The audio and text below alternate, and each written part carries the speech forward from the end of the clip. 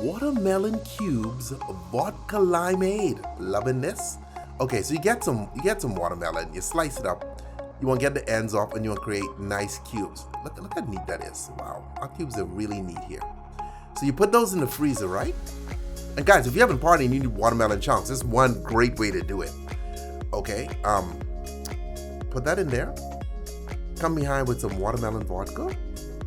Beautiful.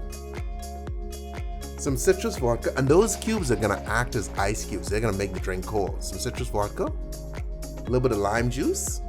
So you don't need ice in this one. And you could eat it afterwards, okay? A little bit of lemon lime soda. Somehow I feel this is like eco-friendly, somehow, okay? Because they're no ice cubes. Are we saving the environment? I don't know. I feel like we kind of are, okay? I'm not sure, but I feel like we're doing something here.